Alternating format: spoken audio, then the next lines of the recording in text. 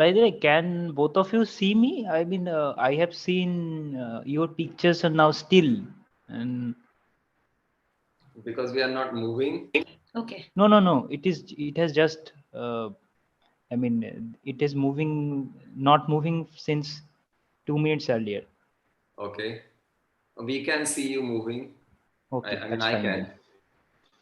That's fine then. Sad is here. I can't see, sir. You can see Nomita Chaudhary. You can see. No, I can't see anyone. Actually, the screen has it's Oh, not working. Also So maybe I will restart. just refresh. So Restart. refresh Yeah, it. like restart. This actually. Oh yeah, Sayantan and Zoom they are not friends. it always happens with him. Yes. Oh, So that's why we meet on Google Meet. Yes, okay. exactly. Uh-huh. So I think the screen freezes after some time. Okay. Sayantan Shankoda is coming or?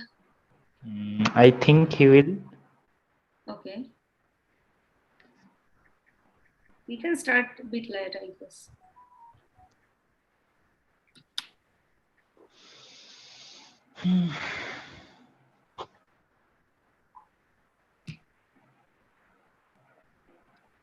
Just a second.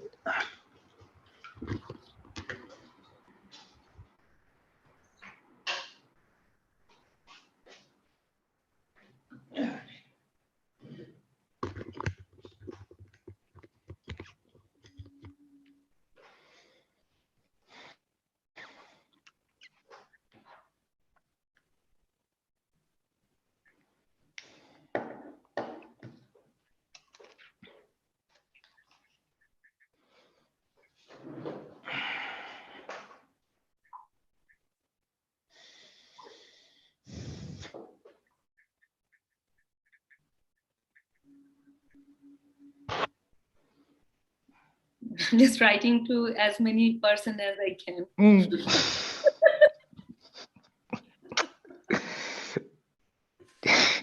So sir is calling. Hello. Sound আসছে না আপনার connecting audio হচ্ছে এখনো মানে ওটা অডিওটা connect আপনারটা connecting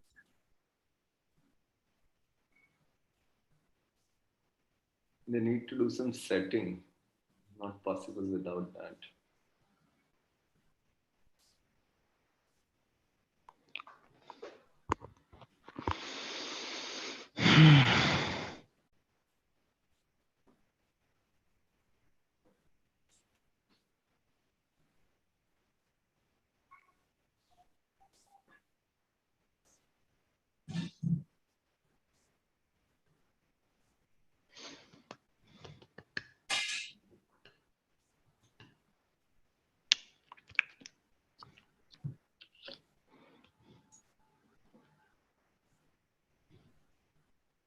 Hello, Shankada. Live from home. Live from home today? Yeah, live from home.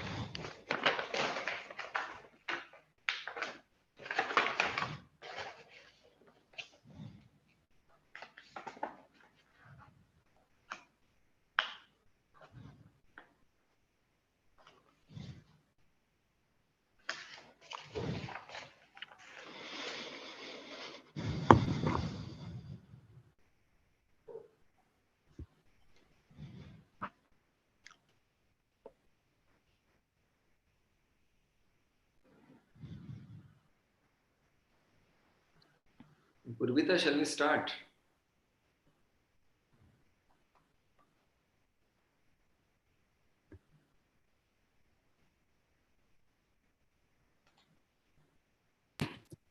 Yes, I think we can wait some 2 minutes and then we will start. Okay. Are you waiting for anybody particular? No, actually, Sir was calling me, and he is moving to somewhere, so I'm not quite sure in 2 minutes he will call back or not, because I was talking, but he was not responding. That is. So just 2 minutes. After 2 minutes, I'll start. Okay?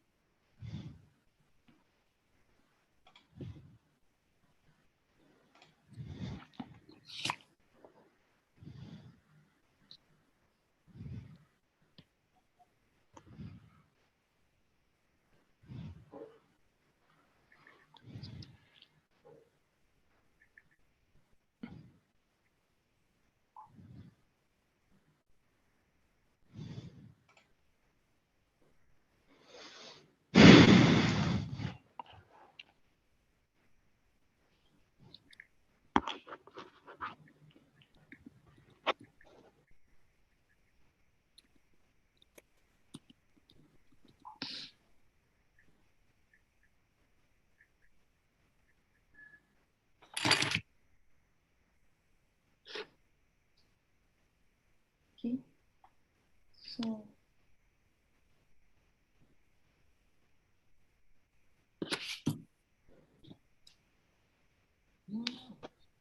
So I guess we may start, right? Amit is here? Yeah, I'm here. Okay. Okay. So we are starting. Okay. Should I share my screen? Just a minute. Let me announce and then just share the screen. Okay, sure. So yeah, good evening all. Today we have the third talk of the mini-series by young researchers in logic. Today our speaker is Sayantan Roy, who is doing PhD from IIIT Delhi under the supervision of Professor Shankho Bastu and Professor Mihir Chakraborty. He will present the work on Lindenbaum type logical structures, introduction and characterization. So it's over to you, Sayantan. Please continue. Okay, so first of all, let me share my screen. Please let me know whether it is visible or not. Yeah, sure. Yeah, it's visible. It is visible, right? Yeah, perfect. Okay. So first of all, I would like to thank Amit sir and Purvita Di for giving me the opportunity to give this talk. So today I am going to talk about something called Lindenbaum type logical structures. It is a joint work with Professor Shankho Basu and Mihir Kumar Chakraborty. So without further delay, let us begin with the outline of the talk. So at the beginning, I will talk about the motivation. We can't see you. So my video is not on? No. No, it's okay. Okay, just let me check then. Sorry. So I thought that it was on.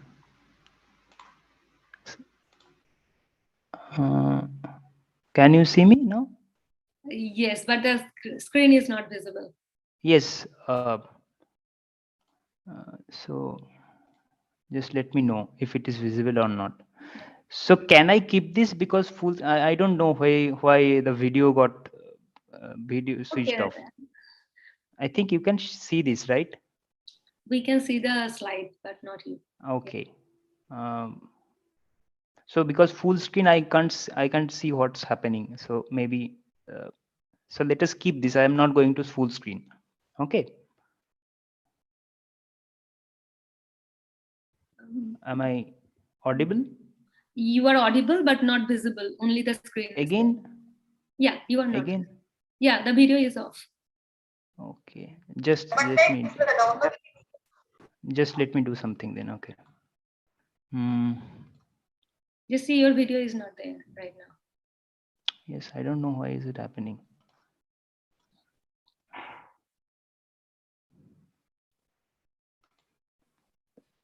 Let me now. Am I visible?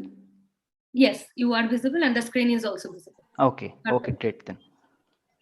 Yeah, continue. So I am going to full screen mode. Let me just Plus, please let me know if I'm still visible. Yes, you are visible. Okay, Perfect. great. So, as I was saying, at the beginning, I will talk about the motivations for this particular study. Then I will discuss the main definitions, and then I will move on to the notion of Tarski type logical structure. In this talk, I will state but not prove two new characterization theorems of Tarski type logical structure. Then I will talk about Lindenbaum type logical structure and prove state but not again prove characterization theorem.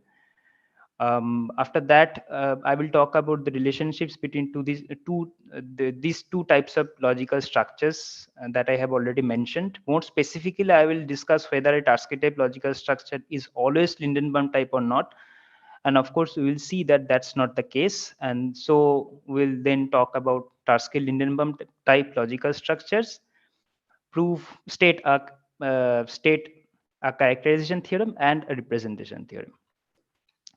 So we'll begin our story with Tarski's theory of consequence operator, where he essentially considers structures pairs of the form L turnstile, where L is a set and turnstile is just a subset of PL cross L satisfying certain properties, usually known as Tarski's axioms.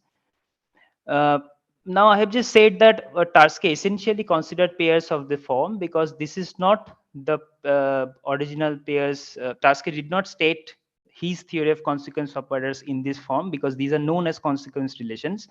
But this detail is not really going to affect the purpose of our talk because consequence operators and consequence relations are interchangeable in a very specific sense.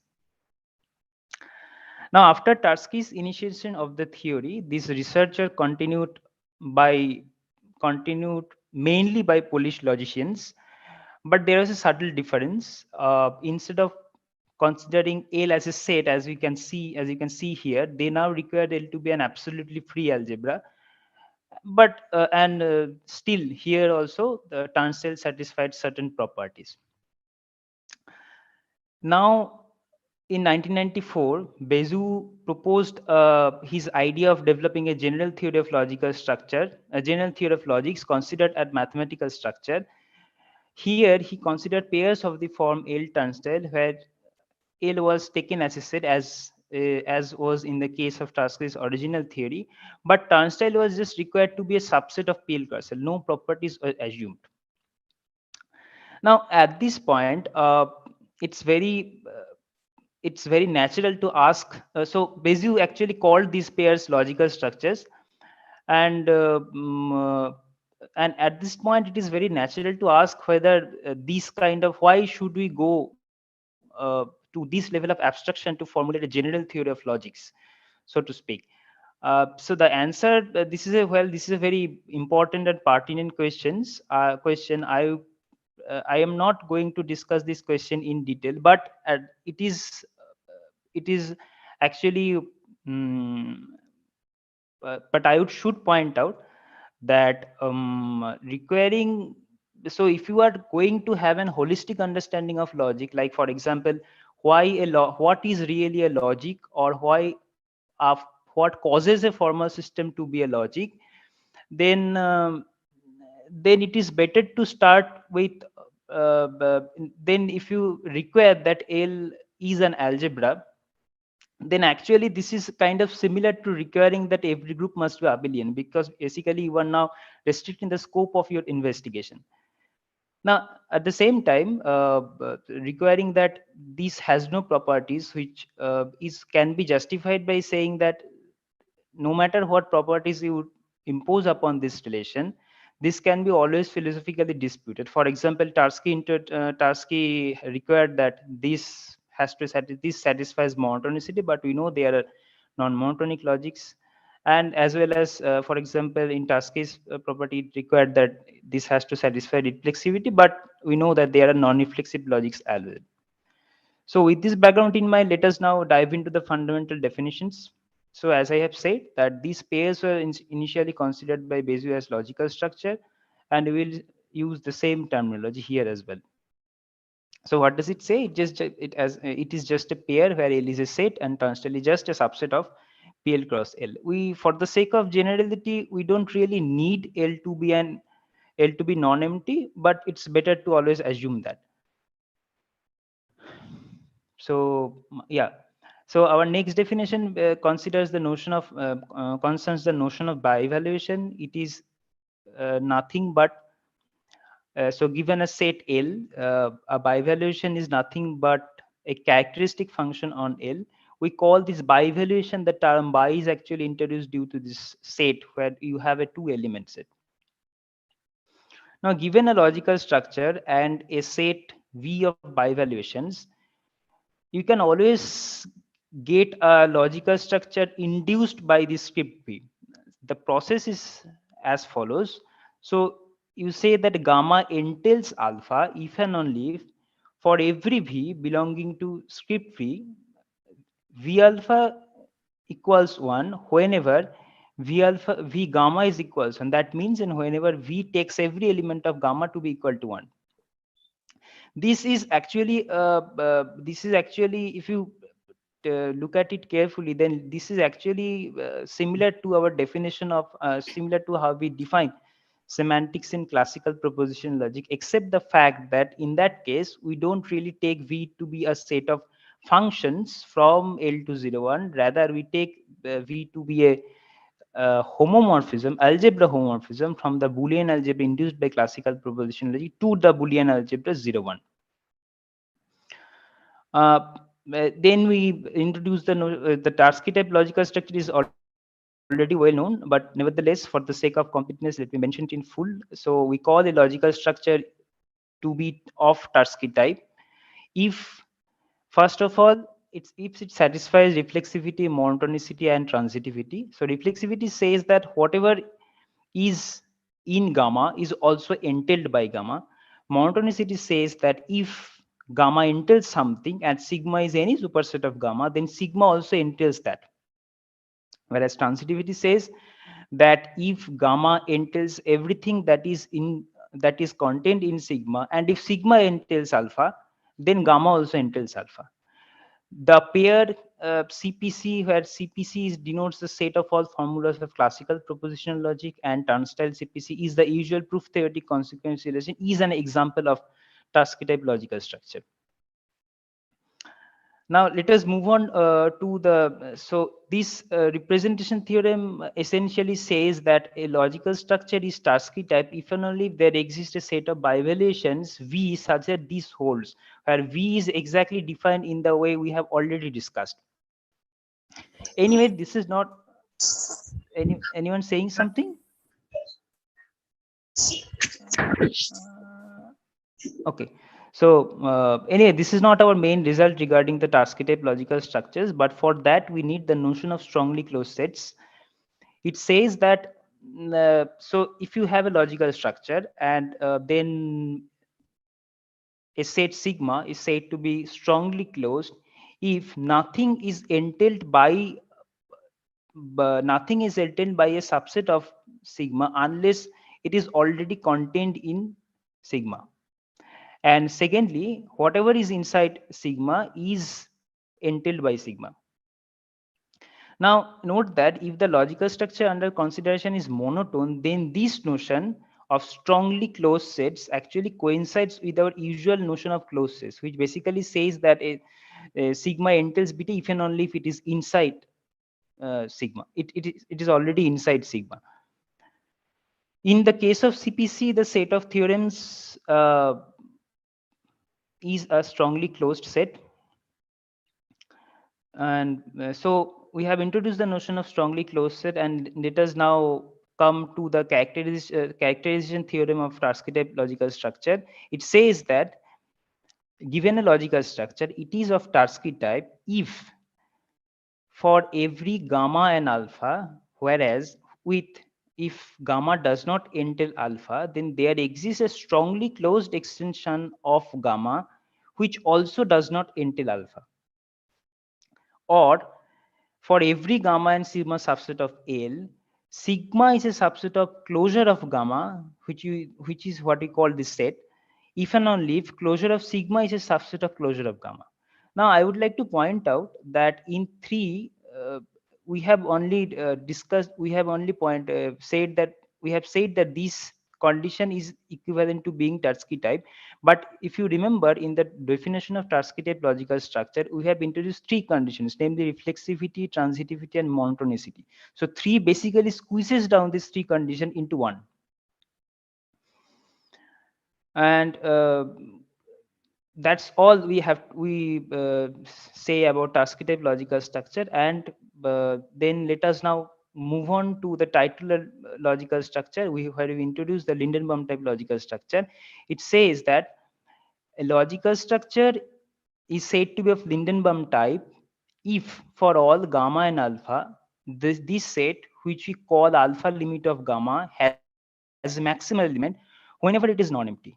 Again, we can easily see that the that the logical structure induced by classical propositional logic is a Lindenbaum type logical structure. Now, logics in which one can perform Lindenbaum like construction of maximal consistent set, as we do in classical propositional logic, are of particular importance because constructions of this type often helps us to obtain a completeness proof of the corresponding logic. The notion of Lindenbaum type structure was introduced to give an unified setting in which we can talk about this kind of thing. Um, okay, so we will next prove a characterization theorem for Lindenbaum type logical structure. But before that, we need the notions of alpha saturated set and sets which are relatively maximal in alpha. What does the notion say? The notion of alpha saturated sets says that given a logical structure, a set gamma is alpha saturated if first of all gamma does not entail alpha, but if you add a single object to gamma, then it entails alpha. In the similar spirit, the sets which are relatively maximal in alpha can be defined as gamma. First of all, gamma does not entail alpha, and if you add anything to gamma, then it entails alpha. As an example of alpha saturated set, you can see that in the classical proposition logic, a maximal consistent set is alpha saturated if and only if a maximal consistent set, say delta, is alpha saturated if and only if alpha does not belong to delta. Since in classical propositional logic you have the monotonicity property, this delta is also relatively maximal in alpha. Okay, so we now come to the characterization theorem of Lindenbaum type logical structure.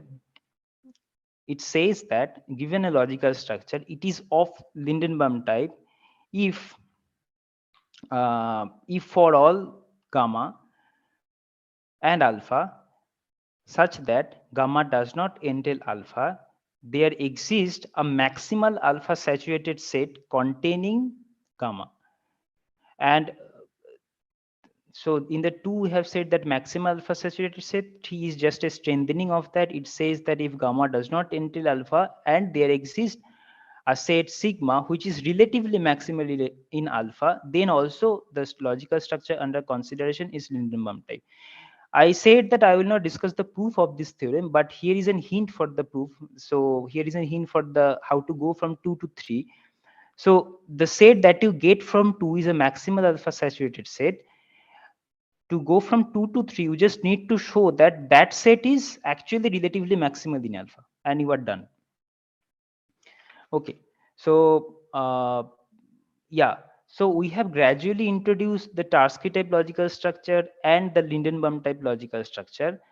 Now the question, natural question is that whether every Tarski type logical structure is of Lindenbaum type, and whether every Lindenbaum type logical structure is of Tarski type. So in this slide, we show that these are not the case. So define, so it considers CPC and define this logical structure, this new logical structure, turnstile F, as follows. So closure of gamma is equal to gamma. So fixed points of this closure operator basically are gamma, and if gamma is finite, if gamma is infinite, then it is CPC. Uh, then you can show that this CPC is Tarski type, but it is not of Lindenbaum type. This is due to the fact that so the finite set of finite sets has no maximal element. So that's what plays a role in proving that this is not Lindenbaum type. So yeah, so now we show the other direction. We show that every Lindenbaum type structure is not also not Tursky type. So for these, consider these logical structures 0, 1, 2, and this is defined in such a manner. This is defined in this way.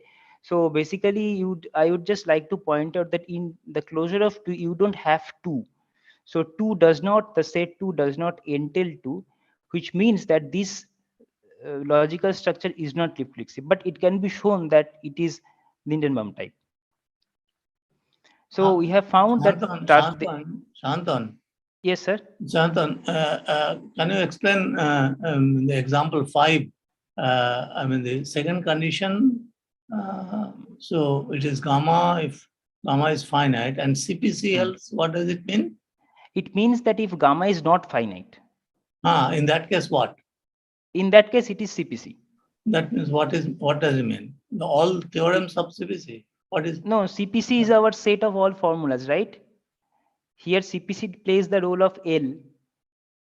So if your gamma is not finite, then the whole set. It is just the whole set, exactly. But generally, okay. So I think terminological problem, notational problem. I think CPC means classical propositional calculus. Right. Right, but here I have introduced, not I am not using the same notation. I am just defining this, right? Turnstile F. No, that is true. But by CPC, one understands classical propositional calculus.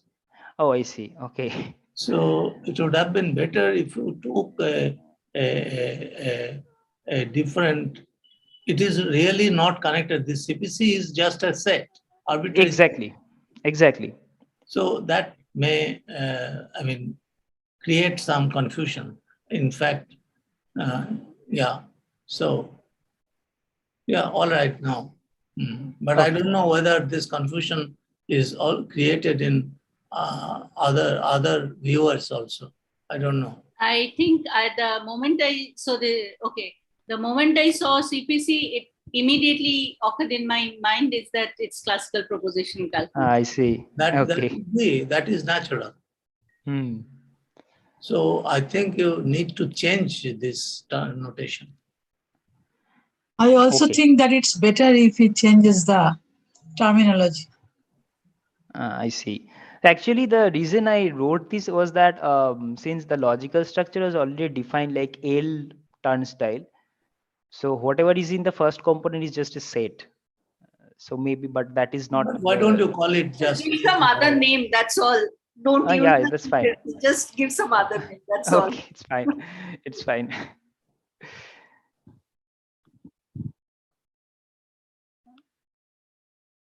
So shall I continue? Okay.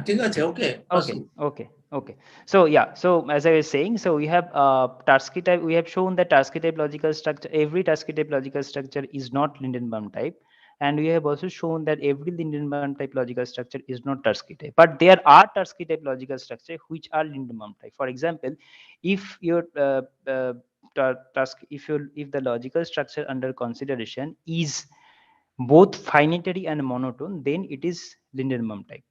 So what do we mean by finitary? It means that, so suppose that gamma, so given a logical structure L turnstile, it is said to be finitary if, say, gamma turnstile alpha, whenever gamma turnstile alpha, there always exists a finite subset of gamma which also entails alpha. The proof basically involves this theorem is actually known as Lindenbaum-Assad theorem.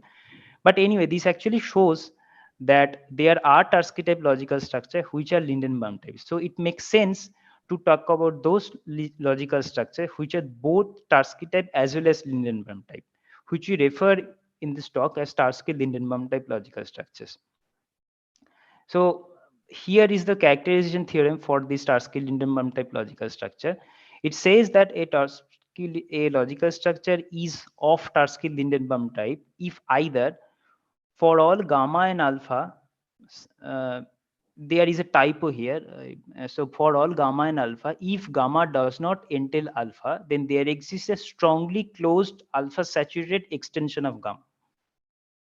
Or for every alpha, there exists a beta which does not depend on alpha, such that for every gamma, if gamma does not entail alpha, then there exists a strongly closed beta saturated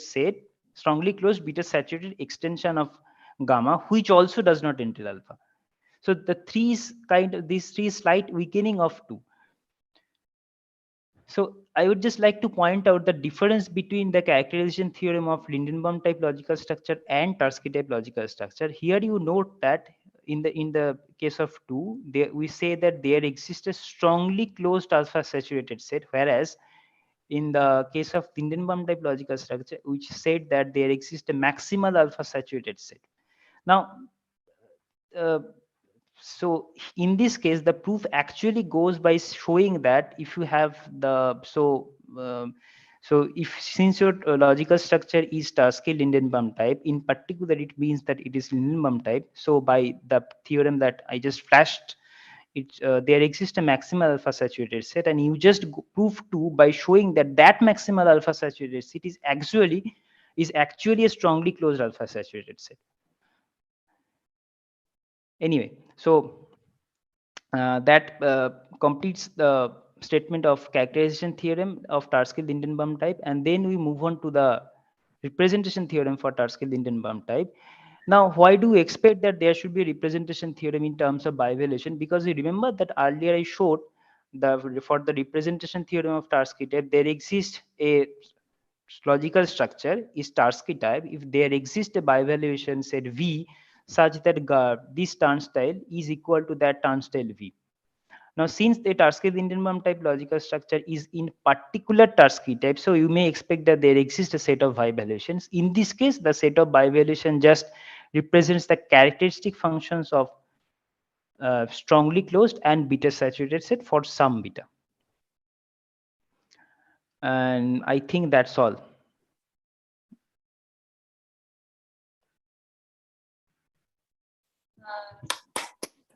Thanks, Sayantan, for such a nice talk. So it was a good presentation indeed. Is there any question?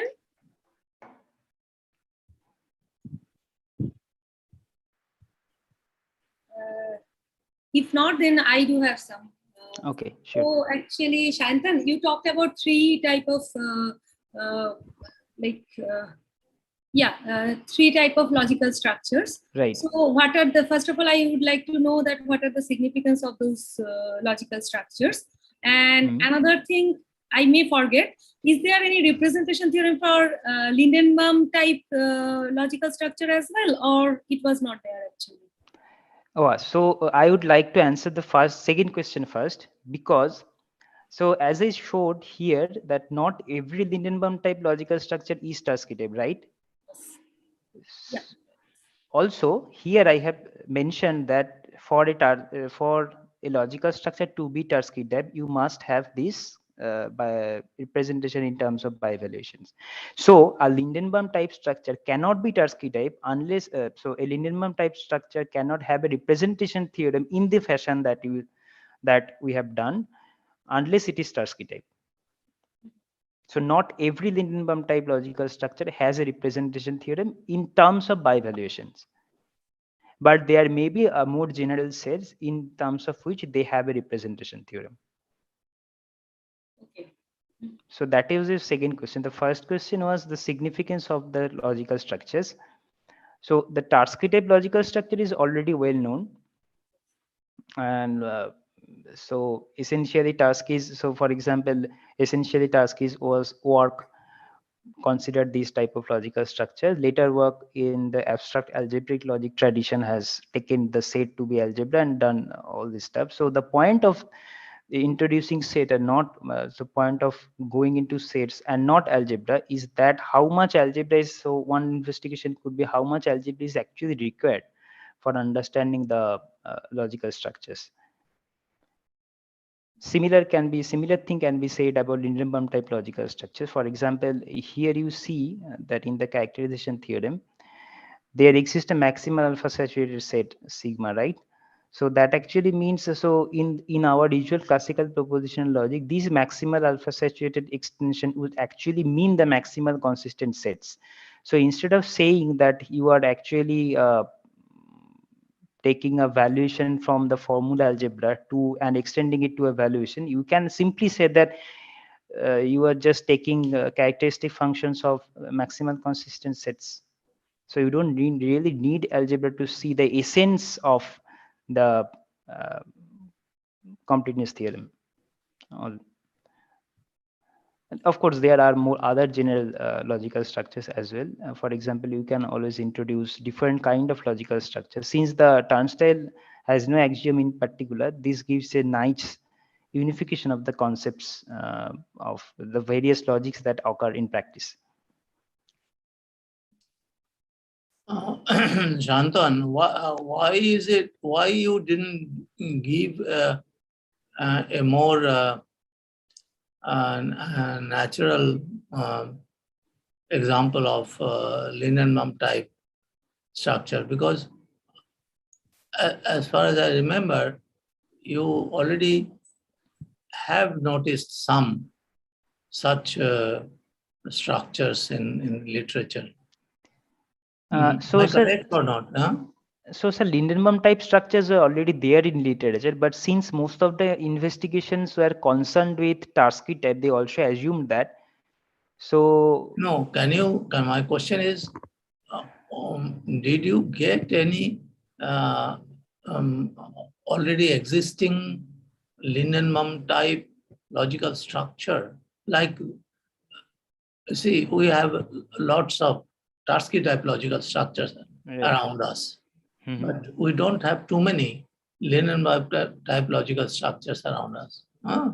So, as far as I remember, you most probably had some, you have given some example, but these examples are sort of constructed, artificial examples. So more natural examples, I think you have obtained already. Yes, yes, actually.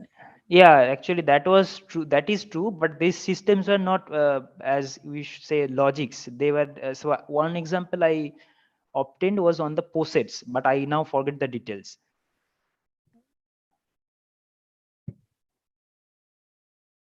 You know, your connection with this alpha saturatedness and what was the other concept? The relatively maximal connected with the implication.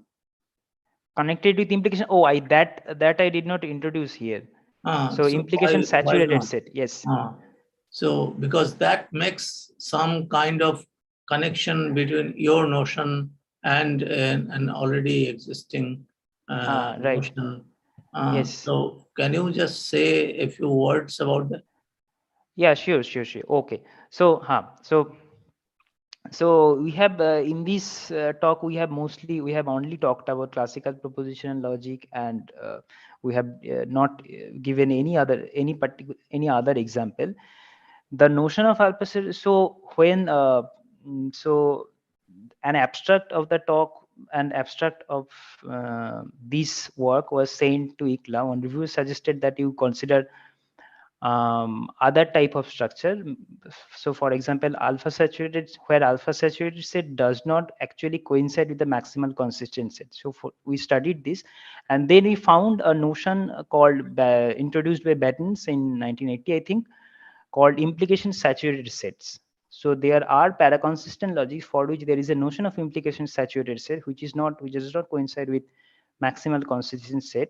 We have proved that in case of certain nice type of logical structure, by nice I mean that it satisfies certain properties, the alpha saturated sets actually coincide with these implication saturated sets.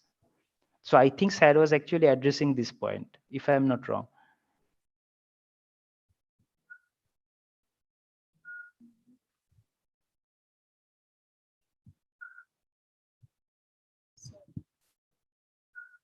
Okay.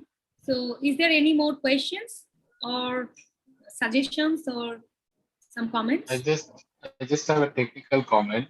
Sayantan, can you go to your last slide? Last slide is a thank you slide.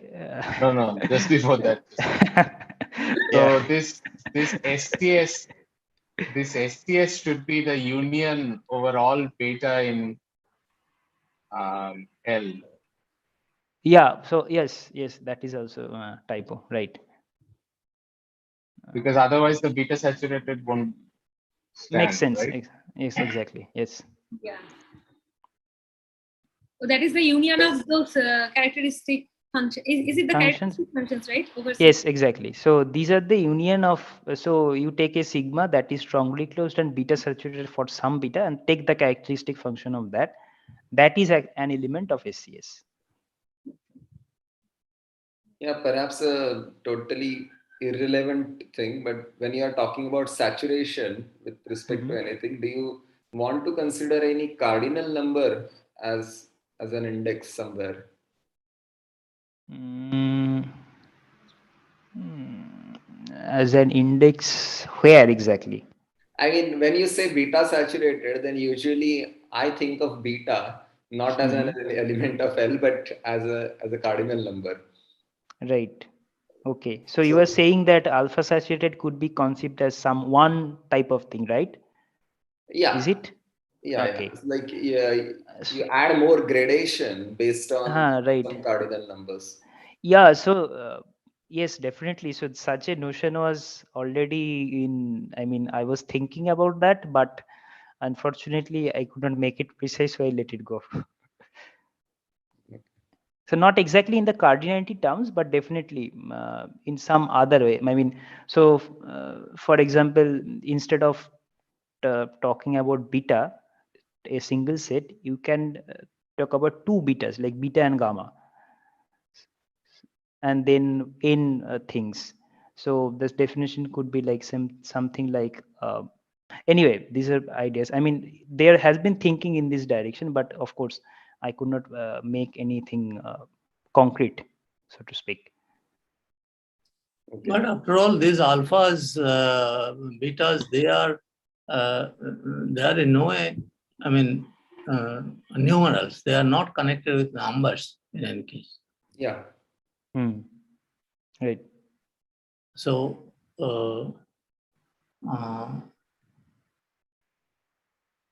so I don't know. But we did not assume any cardinality of L. Yeah. So L could very well be very badly uncountable.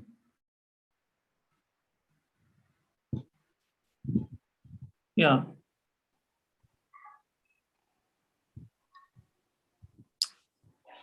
Now, I have just one comment to Sayantan. Most probably, this is your first presentation, isn't it? Huh? Yeah. Okay. First. So that is something. So as a first presentation, it is really nice. But try to add some flesh and blood, not only the skeleton, in future. Try to. Yeah. That will I mean maybe attractive.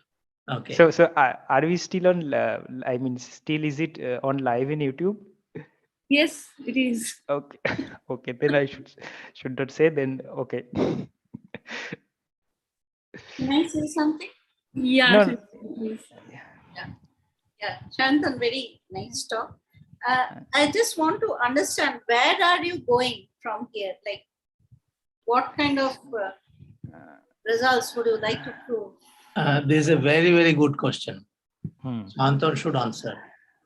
So actually, the major motivation, I would say, was to develop a theory of logical structure, irrespective of its syntactic messiness. As I would say. So for this Tarski type and Lindenbaum type were just prototypical case. So definitely we are aiming for non-Tarski type logical structures, investigation regarding this kind of structures. For example, those so in non-monotonic, for example, non-monotonic logical structures, whether they are Lindenbaum type or not, representation theorem for Tarski type logical so other type of logical structure, not exactly in terms of bivaluations, but maybe some other generalized. So instead of taking 0 1, we can take n sets and see whether this to obtain some representation theorems in terms of that. So these are in our future goal. And of course, one other investigation could be like so understanding the metalogical notions in the logical structure, specifically in those that involves connectives. For example, paraconsistency. Whether it makes sense to say that there is a paraconsistent logical structure independent of the connective. If not, then why not? If we can say something, how much can we say? And these are the sort of questions that I would like to do. Okay, thank you. Nice thing. And I would also like to make the same comment a bit, sir, like that the slides needs to be a bit more maybe what I would suggest is whenever you're writing something, it's like going line by line for the audience. All this reading line by line sometimes might be difficult. So whenever you have to maybe results on your slides, maybe you can intersperse it with maybe some kind of structural representation of your results, something that might make the audience more look into it. Okay. With more attention. I see.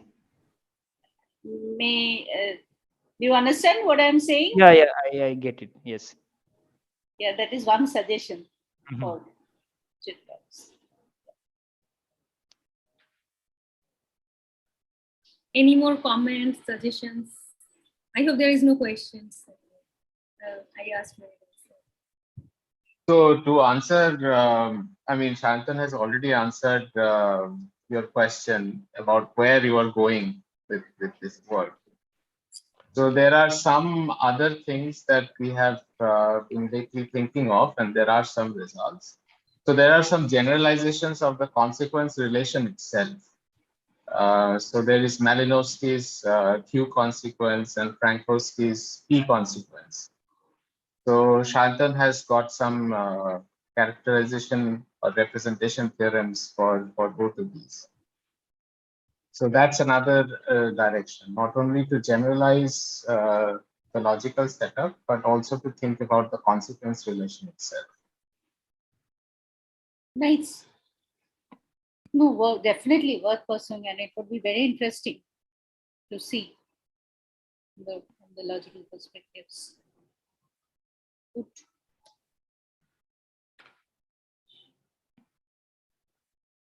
Any more comments or suggestion? Okay. If not, then we can stop our session for today. So just one last thing. Yeah, sure. So I think that point about implication saturated sets that Sir just made, I think these should go in the slides. I mean, in future, since this is your first talk, so in future, when you are presenting this again, I think the connection with implication saturated sets should be highlighted somehow. Okay. Must go in the slides. Okay. Yes. Yeah, that's it. Okay. Yeah. Sir wants to say something or not really? Okay. So we are going to end our session for today. Thanks a lot, Sayantan, for such a nice talk, and thanks everyone for coming and join our session today. So I'm stopping